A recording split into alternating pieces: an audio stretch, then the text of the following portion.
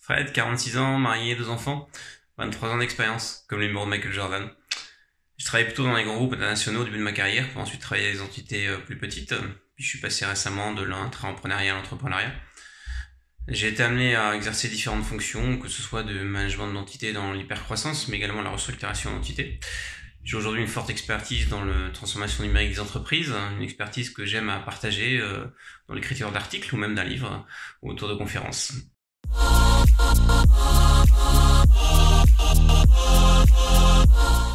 Mon programme Booster 360 Impact.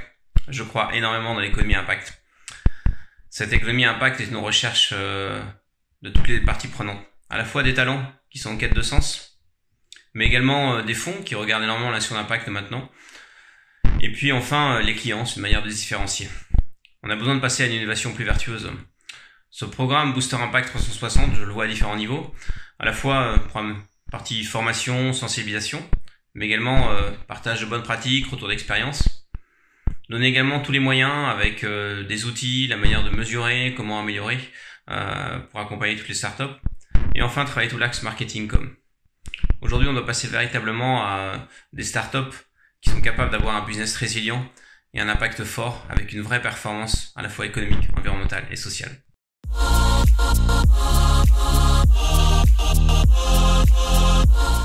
Ma plus belle réussite Digital for Better, sans la moindre hésitation, la création d'un acteur à impact dans le numérique, avec une performance à la fois environnementale, on divise par 2 l'empreinte environnementale des dispositifs, mais également sociale, on améliore de plus de 20% l'accessibilité pour les publics fragiles, et également une performance économique qui a dépassé de loin nos objectifs avec plus de 30 emplois créés.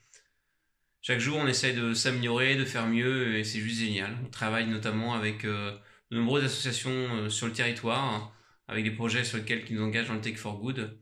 Et on a un vrai projet qui fait sens pour nous, pour nos clients, pour l'ensemble de nos parties prenantes.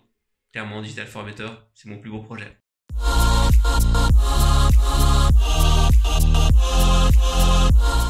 Mon échec le plus marquant, je pense que c'était en 2001. C'est un projet qui m'a beaucoup fait apprendre. J'avais lancé une nouvelle offre et c'était notre tout premier projet. On a perdu énormément d'argent.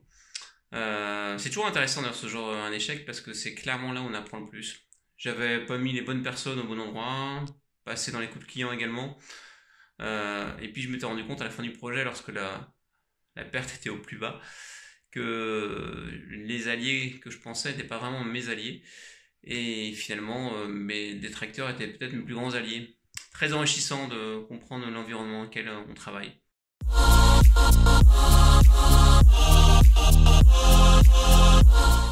3 mots pour vous inciter à voter pour moi. Bon, déjà, votez pas pour moi pour ce que je suis, mais surtout pour ce que je défends. Premièrement, la performance. Pour moi, c'est la première chose qu'il faut viser. Ensuite, c'est l'impact. L'impact est clé dans les startups. Encore plus, on doit montrer l'exemple. Et puis enfin, le partage. À la fois le partage d'expérience, partage de savoir-faire, partage de bénéfices également. Voilà.